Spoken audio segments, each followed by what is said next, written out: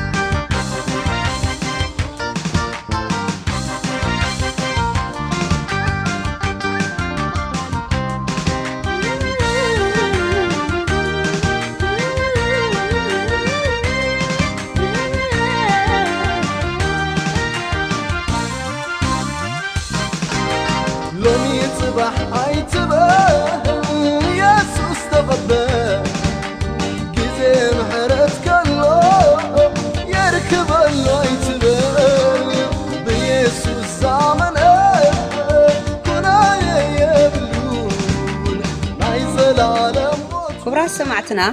በቀዳምነት ካብ እግዚአብሔር አቦናን ካብ ጎይታና ኢየሱስ ክርስቶስ ጸጋን ሰላምን ንዓኻትኩም ይሁን። እዚ በክፍለ አገልግሎት ወንጌል ረሕቦት ቤተክርስቲያን ኣብ ቫንኮቨር ካናዳ ብትግርኛ ዝዳሎ ፈነወ መደብ ወንጌል ንኹሉ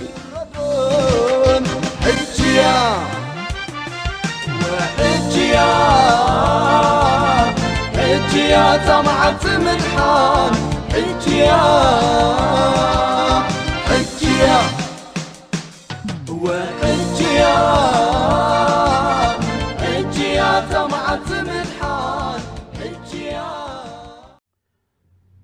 ሰላም ሰላም ኩልኻትኩም በዛ አጋጣሚ እዚ ነዚ ወትሩ በዚ ሰዓት እዚ እንመሓላልፎ ኣብ ትሕቲ ወንጌል ንኹሉ ዝብል ዝተፈላለዩ ኣርእስቲ ነቕርቦ ሎሚ እውን ንምስማዕ ዕድል ዝረኸብኩም ኣብ ዝተፈላለዩ ቦታ ዘለኹም ብሽም ኢየሱስ ክርስቶስ ሰላም ንዓኻትኩም ይኹን። በዚ ግዜ እዚ ወይ ድማ በዚ ሰዓት እዚ ኩሉ ግዜ ወትሩ ብዛዕባ ወንጌል ወይ ድማ ናይ ወንጌል ትሕዝቶ ዘለዎ ዛዕባታት ንዘራረብ ኢና። ስለዚ ሎም መዓልቲ ድማ ከምቲ ልሙድ ኣብ ትሕቲ ወንጌል ንኹሉ ዝብል ብዛዕባ ሓደ ኣርእስቲ ወይ ድማ ብዛዕባ ሓደ ዛዕባ ንሶም ነዚ ነገራት እዚ ንምስማዕ ዕድል ዝረኸብኩም ኣብ ዝተፈላለዩ ቦታ ዘለኹም ነዚ ነገራት እዚ ክካፍለኩም ሎም መዓልቲ እንሪኦ ሓሳባት ወይ ድማ እንሪኦ ዛዕባ ብዛዕባ መስቀል ዝብል ብፍላይ ከዓ ከም ተዛረብቲ ትግርኛ ምክንያቱ መልእኽተይ ብትግርኛ የመሓላልፍ ስለ ዘለኹ ነቲ ሕብረተሰብ ናተይ ወይ ድማ ከም ሃገርን ከም ህዝብን በዚ ቅንያት እዚ ብዛዕባ መስቀል ዝብል በዓል ኣብ ዝተፈላለየ ቤተ እምነት ድበዓል በዓል ስለ ዝኾነ በዚ ነገራት እዚ ብዛዕባ መስቀል ዝብል ሓሳባት ጽቡቕ ዝኾነ መረዳእታ ብመጽሓፍ ቅዱስ መሰረት ክህልወና ስለ ዘለዎ ሎም መዓልቲ ብዛዕባ መስቀል ዝብል ሓሳባት ክንርኢና መስቀል እንታይ እዩ መስቀል ምስ ምድሓን ብምትሓሓዝ ከዓኒ እንታይ ዝበለ ትርጉም ኣለዎ ዝብል ሓሳባት ክንርኢና መጀመርታ እንሪኦ ሓሳባት እንታይ እንተራኢልና መስቀል ማለት እንታይ ማለት እዩ ምክንያቱ ብዛዕባ መስቀል ዝተፈላለዩ ሰባት ዝተፈላለዩ ዓይነት መረዳእታ ወይ ድማ ዝተፈላለዩ ዓይነት ኣመለኻኽታ ስለ ዘለዎ መጀመርታ እንሪኦ ሓሳባት ብዓንዳ ርእሱት መስቀል ማለት እንታይ ማለት ምዃኑ ካልኣይ እንሪኦ ድማኒ መስቀል ዝብል ሓሳባት ወይ ድማ ቃል ወይ ድማ ትሕዝቶ ብመንጽር መጽሓፍ ቅዱስ ከዓ ክንርኢና ማለት ስለዚ መስቀል ማለት እንታይ ማለት እዩ እንተዳኢልና ኩላትና ከም እንፈልጦ ወይ ድማ ኩላትና ከም እንርድኦ ካብ ዕንጨይቲ ክኸውን ይኽእል ካብ ፕላስቲክ ክኸውን ይኽእል ካብ ዝኾነ ዋላ እውን ሓፂን ክኸውን ይኽእል ዝተሰርሐ በርባዕተ ጫፋት ሓደ እንታይ ድበሃል ዘለዎ ኣርባዕተ ጫፋት ዘለዎ እንሪኦ ዘበለ ኩሉ እንታይ ኢና ንብሎ እንተዳኢልና መስቀል ኢና ንብሎ ማለት እዩ እዚ ኣርባዕተ ጫፋት እዚ ሓደ ግዜ ኣብ ኣርባዕቲኡ ጫፋቱ ማዕረ ክኸውን ይኽእል እዩ ሓደ ግዜ ድማኒ ብየማ በቲ ላዕለዋይን ታሕተዋይን ዝእንፍት ጫፋቱ ንውሕ ዝበለ ብፍላይ ከዓ በቲ ታሕቲኡ ንውሕ ዝበለ በቲ ክልተ ጎኑ ግና ማዕረ ዝኾነ ወይ ድማ ሓፅር ዝበለ ክንርኢ እንከለና ነዚ ነገራት እዚ እንታይና ንብሎ ተዳኢልና መስቀል ኢና ንብሎ ማለት እዩ መስቀል እንታይ እዩ ተዳኢልና ብፍላይ ከም ሕብረተሰብ እንተዳሪና ብዛዕባ መስቀል ንዝተፈላለየ ነገራት ኢና ንጥቀመሉ ገሊኦም መስቀል ንመጋየፂ ወይ ድማ ንመመልክዒ ይጥቀምሉ ገሊኦም ድማ ንዝተፈላለየ ምልክታት ይጥቀምሉ ኣብ ሃይማኖታዊ ትካላት እንተዳሪና ድማኒ ነቲ ንሳቶም ወይ ድማኒ ነቲ ዝኣምንሉ እምነት ንዕኡ መግለፂ ድማ ይጥቀምሉ ብፍላይ ከዓ ኣብ እምነት ክርስትና ብዝሕና ዘለና ቤተ እምነት እንተዳመፂና እቲ እምነትና ምልክቱ ምስ መስቀል ዝተተሓሓዘ ነገራት እዩ ስለዚ መስቀል ኢልና ክንሓስብ ከለና እምበኣር ቀዳማይ ትርጉሙ እዚ ነገራት እዚ ትርጉም ናይ መስቀል ብመፅር መጽሓፍ ቅዱስ ከእንታይ እዩ ምክንያቱ ኣብ መጽሓፍ ቅዱስና መስቀል ዝብሎን ሓደ ግዜ ንሕና እንርድኦ ብዛዕባ መስቀል ዘለና መረዳእታታን በበይኑ ክኸውን ስለ ዝኽእል بمصحف قدوس مسارات انتداري إنايو بفلاي مسكال زبل حسابات أو حدش كيدان نرهو أبولي كيدان كن رهوان خلينا أتن رهو حسابات انتداري إنايو بفلاي موسى ثمن كسكلم كله ويدمان ناي أسرازي ثمن كسكل كله جزء أبير كوب مخبله كله إذا عمن قدي أبو عزو أبز نبر لجيزين ساعتين بثمن انتداري تناديفهم ويدماني بثمن انتداري تناقيسهم إسرائيل أويان متهن كحاوي زي أبير إزاز كم زحابو أبولي كيدانون نرهوينا عليه بتصحفه أو حدش كده نقوم بسفيحه نرهبه حسابات لازخني بفلاي أو حدش كده نرهبه زبل زلهم عليه سأز أو حدش كده نقوم ببوزح جيزية جليس وصل نرهبه أنت أو حدش كده ندلله تحسه ناي مسكن أنت هاي يو بمنتر متحف قدس كن فلتو يقبع الناي بار متحف قدسنا أنت رأينا يو مسكن زبل حسابات أنت هاي أنت رأينا فتنا ويدما مكرا مالج السودماني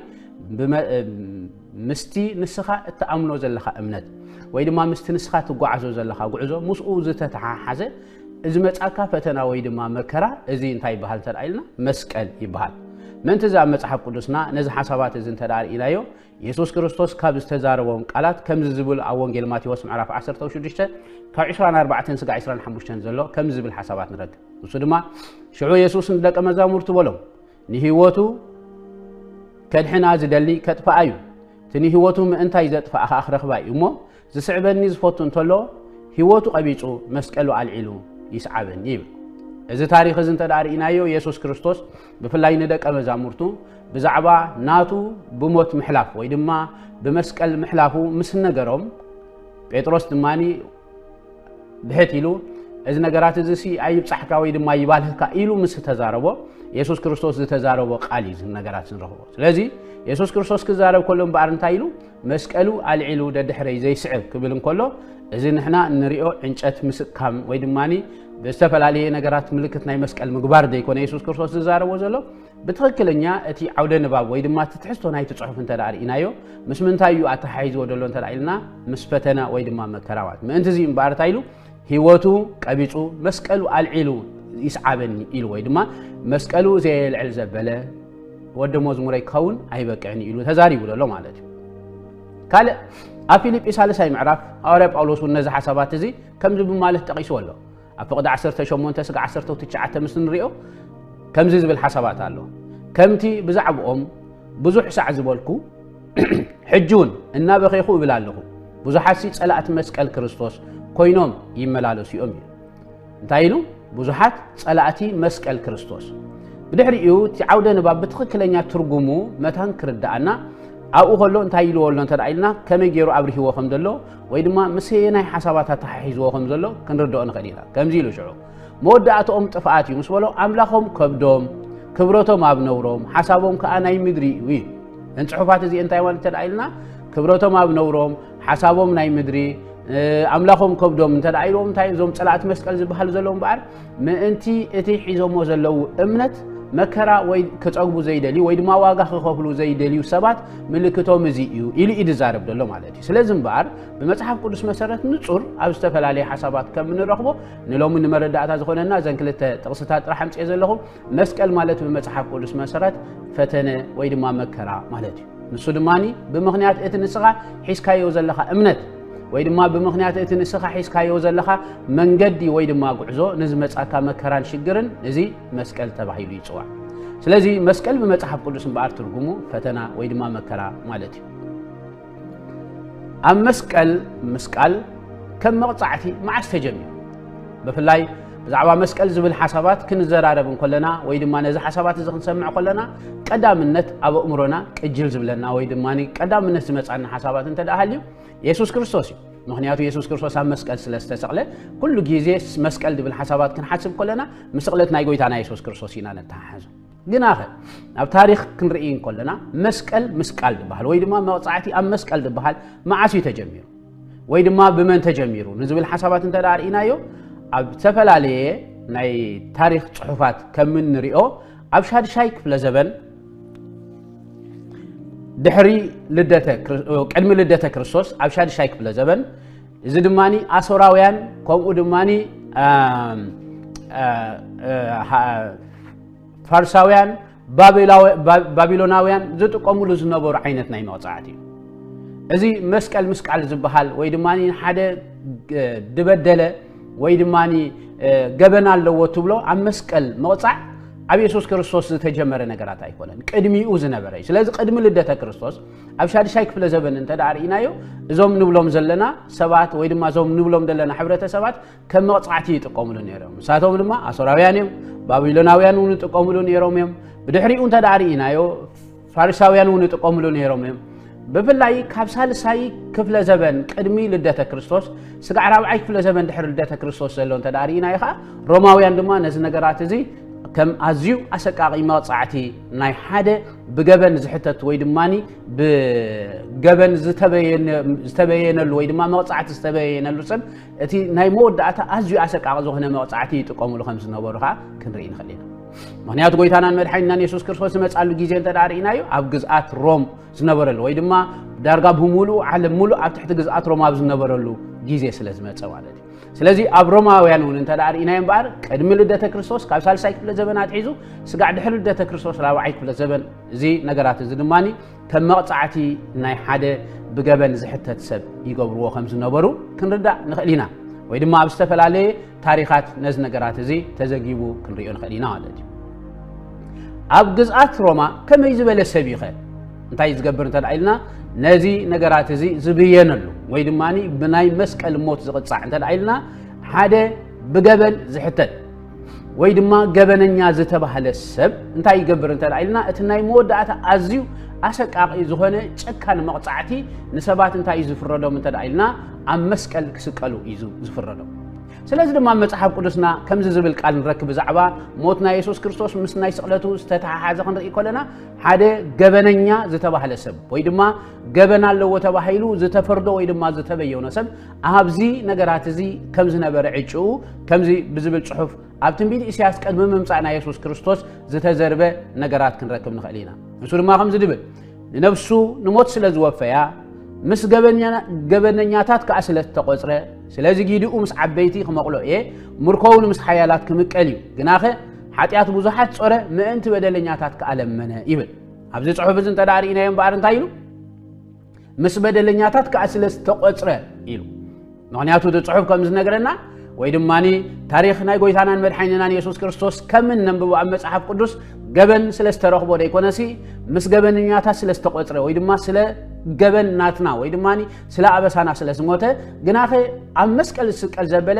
ገበነኛ ምዃኑ ወይ ድማ ብገበን ዝሕተት ምዃኑ ነዚ ነገራት እዚ መጽሓፍ ቅዱስ ነፂሩ ክነግረና ከሎ ኢየሱስ ክርስቶስ እምበኣር ኣብ መስቀል ክስቀል ከሎ ምስ ገበነኛታት ስለ ዝተቆፅረ ምክንያቱ ገበነኛታት ዝኾኑ ወይ ድማ ብገበን ዝሕተቱ ሰባት እዮም ኣብ መስቀል እንታይ ዝገብሩ ነይሮም እንተዳኢልና ዝስቀሉ ነይሮም ስለዚ እምበኣር ከመይ ዝበለ ሰብ እዩ ኣብ ግዜ ናይ ሮም ወይ ድማ ኣብ ሮም እንተዳርኢናዮ ኣብ ትሕቲ ናይ መግዛእቲ ናይ ሮም ኣብ ዝነበረሉ ግዜን ሰዓታትን ከመይ ዝበለ ሰብ እዩ በዚ መቕጻዕቲ እዚ ዝሓልፍ ወይ ድማኒ ነዚ መቕጻዕቲ እዚ ዝብየነሉ እንተዳኢልና እምበኣር ሓደ ብገበን ዝሕተት ሰብ እዩ ግን ኣብ ታሪኽ እንተዳርኢና ሮማውያን ዝኾኑ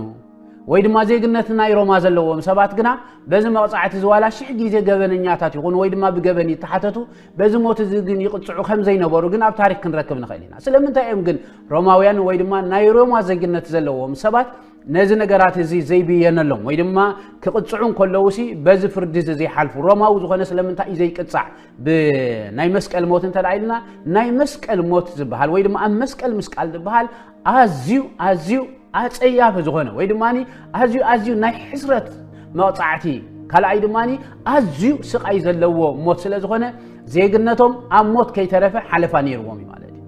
روماوي انت دا خوينو زخونه جبل انت دا حليو قصع انت دا خوينو بسيف يزحلف انت يتفلليو انت دا ايلنا مبار بسيف كتحلفن كلها ايتساقينيخا شعوء قتلوها كلو شعوء هيوت كاتحلف سقاي زبحال ايترينيخا مالتي ስለዚህ ኣብ መስቀል ዝስቀል ሰብ እምባር እንታይ እንተ ዳይልና መታን ስቃይ ክስቀይ ወይ ድማ እናተሳቀየ መታን ክመውት ተባሂሉ ዝተገብረ ነገራት ስለዚህ ሮማዊ ዜግነት ዘለዎ ሰብ ኣብ መስቀል እንታይ ይገብርኒ እንታ ዳይልና እምባር ኣይስቀል ኣብ ገለገለ ታሪኻዊ ጽሑፋት ከም እንረኽቦ ኣብ መስቀል ዝስቀል ዘበለ ሰብ ህይወቱ ክሳዕ ተሓልፍ ካብ 6 ሰዓት ስጋዕ 4 መዓልቲ ክጸንሕ ተኽእሎ ኣሎ ሕሰቡ እንታይ ማለት እንተ ዳይልና ኣብ መስቀል ምስተሰቀለ ህይወቱ ብኡንብኡን ኣይተሓልፍ ካብ 6 ሰዓት ስጋዕ 4 መዓልቲ ክጸንሕ ይኽእል ማለት ናይ ጎይታናን መድሓኒትናን ኢየሱስ ክርስቶስ ክንሪኦ ንኽእል ኢና ምስ ሰቀልዎ ድሮ በዓል ናይ ፋሲካ ስለ ዝነበረ ነቶም ሰቀልዎም ድማኒ ንጽባሓይቱ በዓል ስለ ዝኾነ እንታይ ክገብርዎም ነይሮም እንተ ዳይልና ይዕጽምቶም ክሰብርዎም ነይሮም ከም ትጽሑፍ ኢየሱስ ክርስቶስ ከምኡ ክገብርዎም ስመጹ ግና ኢየሱስ ክርስቶስ ሽዑ ነፍሱ ስለ ዝወፀት ህይወቱ ሓሊፋ ጸኒሓቶም ከምኡ ክገብርዎ ይከኣል ግና ከቶም ምስኡ ዝተሰቕሉ ሰባት እንተ ዳሪእናዮም ግን ገና ህይወቶም ከም ዝጸንሐት ኢና ንርኢ ማለት ክንደይ ሰዓታት ተሰቂሎም ምናልባሽ እኳ ብንጹር እንተ ክስታይ ተደይገበርና ግን ንውሕ ዝበለ ሰዓታት ግን ጸኒሖም ምዃኖም ግን ክንርዳእ ንኽእል ስለዚህ እምበኣር ስለምንታይ እዩ ሓደ ሮማዊ ብናይ መስቀል ሞት ዘይሓልፍ ሓደ ሮማዊ ዘይኮነ ናይ ሮማዊ ዜግነት ዘይብሉ ሰብ ግና በዚ ነገራት ዝብየነሉ እንተ ዳይልና እምበኣር መስቀል ምስቃል ማለት ወይ ድማ ኣብ መስቀል ምሟት ማለት ኣዝዩ ኣስካሕካሒ ዝኾነ ነገራት ስለ ዝኾነ እናተሰቃኻ እትሞቶም ሞት ስለ ዝኾነ ብሙሉኦም ኣብ ህይወትካ ወይ ኣብ ስጋኻ ወይ ድማ ኣብ ጥዕናኻ ዘለው መስርሕ ወሃዮታት ብሙሉኦም ቀስና በሉ እናተሳቀዩ ስርሖም ዘቋርጹሉ መስርሕ ስለ ዝኾነ ነዚ ነገራት ይብየነሉ بفلاي كعب جيزي روما تدارينايو كمي عين السبات يوم بز نجارات زي موت زي حلف ويد ماني كمي يزول سبات يوم نز نجارات زي موت بينا لهم تدعيلنا وي باروت كخانو خخل لهم وي كأني وتحدرات كوينهم كأني عزيم كواردوهم نزيد ليو وتحدرات يقبروا ويد ماني آمنتي كريستيانات بقولتها يسوع كريستوس آمنوا سبات خانو لهم ስለዚህ ኢየሱስ ክርስቶስን በአር ኣብዚ ጊዜ ዝንተዳር ኢናዮ በመስቀል ከሐልፍም ኮሎ አዚዩ ከምስተሳቀየ ከንርዳን ማለት ስለዚህ በአር ናይ መስቀል ሞት እዚ መስ ስለምንታይ ኢየሱስ ክርስቶስን በአር ኣብ መስቀል ተሰቂሉ ንዝብል ናይ መወዳእታ ሓሳባት ክንርኢና ማለት ናይ መወዳእታ ብዛዕባ መስቀል ኢልና ክንሓስብን ኮለና ናይ መስቀል ኣመጻጻ ትርጉም ናይ መስቀል በመጽሐፍ ቅዱስ እንታይ ማለት ምዃኑ ማዓስ ከም ዝተጀመረ እንታይ ማለት ምዃኑ ካብ ረኣናዮ ኣብ መጽሐፍ ቅዱስና ግና بفلاي يسوع كريستوس أم مسكال كم استسقل قاعد تصحيف الناس لازلو إذي أم مسكال سكال سب هذا بجبن زحتتي لنا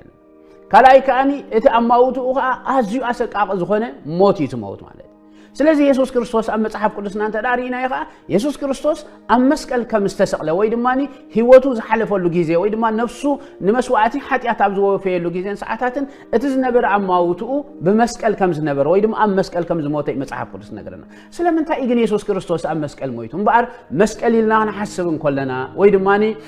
ኣመጻጽኡ ብዘ ገድስ ብዛዕባ መስቀል ዝበሃል በዓል ወይ ድማኒ ከነብዕሎ إلنا خنحاسب كلنا توم نمسكال النبعل ويد ما بزعبا مبعل مسكال زبل مرد أتها زلونا بتفل عليه بيت أمنة نركب ترجم من أي مسكال جن كن رد أوه يقبعنا سلام أنت يسوع كريستوس عم مسكال تسقيلون ترى أيلنا بقى يسوع كريستوس عم مسكال استسقل له مغنيات أبكن داين أبكن داخل أبكن دخلاتنا من زي ما تعرف قدوس كنا قرنا خلون طيب للناس يلكم أبروم يشهد شيء معرف كفقد 20 كل تنسق 20 سلستن دلو خمزيب عصب حاتيات موتي وبتصقى أملاخ جنا بخريستوس قويتانا نايزل العالم هيوتي مسبله حج جنا كاب حاتيات حراس لزوج أخهم نأملاخهم سلستجز أخهم فريهم تاي كوين الليلو نقدسنا كوينو الله مودعتو خا نايزل العالم هيوتي عبد صحف أنت دارينا أنت عيد لنا أنت دارينا عصب حاتيات موتيو عيد لنا سلزم بار كاب أدم أتحزنا بزجبرنايو ويدماني بزبدلنايو بدل كاب أملاخ سلستفلنا أملاخ كأتصادق سلزخونه نزي إذا تجبر بدل يحلف كحدقون عنا محرت كجبرلنا جنا أو كندانا نتخفل زجوب أواجا خفل زق الأكل يدلي سلسنا برا تي سماين مدرنز فترة قدمه هلاوس قاد ما هلاو منفساو أكل راح يسنورو ويتانا مدحنينان يسوع كريستوس أو كندانا متان كسكل أو كندي جبلنا دماني جبلنا خوينو أو كند حتياتنا دماني نسو حتيات خوينو أما مسكال كحلف كلون ريو جناها أخم تعقدي من استزاربنا يو موت راح يكون يسوع كريستوسي أتي أمدري أزيو كان زخونه أماوتا يسوع كريستوس كم زموتا جن كنرئين خلينا هالتي وتعنتوي أو تاريخ زرعنا يو سلازي يسوع كريستوس بقار من أنت غني أم مسكال أنت يكون ترأيلنا مويتو سلازي مسكال لنا خن حسب كلنا كينيو أتي مسكال زبل وتحسته زتزاربنا يو ويدماني كينيو تي ناي إنش أتي كينيو أنت يالله أنت ترأيلنا ترجم هاللو ترجم ناي من تاين ترأيلنا بقار ترجم ناي مرحنا ترجم ناي زل عالم هي وتمركبنا ترجم كفردي حرام وهنا ترجم ككونني حرام وهنا ترجم كمقطعتنا يموت كأنا أموت أنا يوز نجرنا من زمان صاحب كل سكن نجرنا خلوا أنت دارينا أبروم يقدام يعرف قال مسكال نتوم زت أفو عشان نتي نعنا ندحن جنا نمدحن حيل أملاخ يلو ما صاحب كل سكن نجرنا فلذي قال مسكال ويد ما مسكال مش من تأي متحازون تدعيلنا بعد مش مبعال بعالات راح يكون سي مش من تأي متحازون تدعيلنا مش مدحني مسكال ترجمو انت تدعيلنا مدحني على هذا جيزي سبات مسكال زبحال مبعال بعالات بموساد كاب صراحة كعرفت سلازخونو نزي نقرات زي بمتقام ترجم ناي مسكال بزي مردع ببلعن بمستن راح كحلفو يقول يا مسكال جنا كم واي كونن ترجم مسكال ترجمو انت تدعيلنا اتي اب كندانا نحنا كنكفلو زقبعنا واقع اتي نحنا كنموتو زقبعنا موت اتي نحنا كنسقيو زقبعنا سقيات اب كندانا بموساد فقرو زغلصلنا املاخنا مدحينا غويتا يسوع كريستوس انذكرلو غيزي نسو طرحك ايكونن بفلاي اتوم قال وانجيل سمعنا زي نفلط مدحان دبحال كا زي تردعنا قال لنا دماني بزعبا مدحان بوزح غيزي تنغيرونا غنا زي وصلنا سبات كاني بزعبا از نغرات زي لومي عدل رخيمنا نسمعو خلنا قدامنت كنردو ازغبانا نغرات بارنا يمسكل عيو كبعل نلعلي برقص ام مسكل استغبرلنا نغرات ابي عيوي ابي اسرائيل نعم لخ بز نغرات زخنا مسغنو كل غيزي يغبانا يو طرحنت معلت بمغبار دي كونه مالت جن ترجم نايتي ملأختي ويدما ترجم نايتي عيو جن كردعنا تزعبي نغرات سلازي لومي ابز تفل عليه بوتا خويكم نزي حسابات زي ويدما نزي ملأخت زي تسمعوا زلكم قدم حجي ناي وانجيل حسابات سمعكم زي تفلطوا تكونوا تقوليهم قال لي خاتكم دما خم تقديمه زبلكو قدم حجي ناي وانجيل نغرات سمعكم لبكم من ناترعتع غنا خزي وسنكم سبات كاخ تكونوا تقولوا نزي مسكل زبل بعال كتبعلون كلكم دماني بزتفلاليه فانتازيا وي دماني بزتفلاليه زبلعن زستن بمغبار كتبعلو تحسبوا زلهم سبات كتلو تقولوا غنا ترجمو خي ترداكم بمنقدني حاتيات كتبعلو تدليو سبات كتلو تقولوا لما عالت جن ترجم ناي مسكل كردانا يقبوي بار مسكل انت عيلنا مسكل زاربنا نغرات الله مسكل ملأخت لو ناي مسكل ملأخت بار انت عيلنا تزعابي ناي املاح فقري زغلصلو ناتنا اني مدحان زغلصلو سلازي ان بار بزعبا مسكل كزارب كله قال مسكل إلو مصحف قدس تزريبلنا دلو مسكل قال الله مسكل ملأخت لو مسكل حساب الله حسابو كنردو يغبانا كينيو انتاينا نبدلنا كينيو مبعال ترجم الله قالوا انت عيلنا بار مدحان لومي كابتي مسكل زبحال انت وي مسكل مالت بملخاختا ناي سبات انتاي يلنا استزاربنا له انچتي خال نغرات كينيو حليفنا مسكل دبحال نغرات مس مدحان بمتحاز اتوم نغويتا يسوع كريستوس كمناي بحت مدحاننا غيرنا زي تقبلنا يوم سغا حجي دما بمنغاد حطيات كم دليتنا ننبرن نملالسن زلونا مدحان نرخبلو عدلنا قاطعمن سلازخونه بز ملأختنا يمسكل لومي نتي ام مسكل استفصمعيو مدحنا نسو دماني بغويتانا بمدحاننا يسوع كريستوس مؤمن تنعملوا انت عيلنا اتي انا ክኸፍሎ ዝግባእኒ ዋጋ ኣክንዳይ ብምኽፋልካ ናይ ዘለዓለም ህይወት ሂብካኒ ኢኻ ስለዚ በኣኻ ይኣምን ኣለኹ ከም ጎይታይን መድሓኒየይን ድማ ይቕበለካ ኣለኹ ኢልኩም ክትኣምኑ ክትቀበልዎ ክድሕኑ ሎመዓልቲ ክላበወኩም ፈቱ ሎመዓልቲ ኣብ ዝተፈላለየ ቦታ ኮይንኩም ነዚ ነገራት ንምስማዕ ዕድል ዝረኸብኩም ሰባት እንተደኣ ትርጉም ናይ መስቀልን ቃል ናይ መስቀልን ጽቡቕ ጌሩ እንተደኣ ተረዲእኩም እሞ ፈቃደኛታት ከዓ እንተደኣ ኮይንኩም ንጎይታ ኢየሱስ ክርስቶስ ከም ናይ ብሕቲ መድሓኒኹም ጌርኩም ክትቀበልዎ በዚ ድሕሪ ዝቃል ዝጽለይ ጸሎት ምሳና ሓቢርኩም ክትጽልይ ትኽእሉ ኢኹም ኣምላኽ ይባረኩም ተባረኹ ኣብ ዝተፈላለየ ክፍለ ዓለም ብምዃን ነዚ መደብና ትከታተሉ ዘለኹም ተኸታተልትና በዚ ሎሚ ዝተዋህበ መልእኽቲ ንክርስቶስ ኢየሱስ ከም ጎይታኹምን ናይ ብሕቲ መድሓኒኹምን ክትቅበሉ ፈቃደኛታት ዝኾንኩም ኣብ ዘለኹም ቦታ ብምዃን ምሳና ከምዚ ብምባል ሓቢርኩም ክትጽልዩ ትኽእሉ ሓቢርና ንጸሊ ሰማይን ምድርን ኣብኡ ዘሎ ኩሉ ዝፈጠርካ ኣምላኽ ስለዚ ዕድል እዚ ኣዝየ መስግነካ ኃጢአተኛ ምዃነይ ድማ የእምን ኃጢአተይን በደለይን ይቕረ ብምባል ክትቅበለኒ እጽሊ ንክርስቶስ ኢየሱስ ኣብ ድንግል ማርያም ከም ዝተወልደ ምእንቲ ኃጢአተይ ከም ዝሞተ እቲ ጽድቀይ ድማ ኣብ ሳልሰይቲ መዓልቲ ካብ ምዉታት ከም ዝተንስአ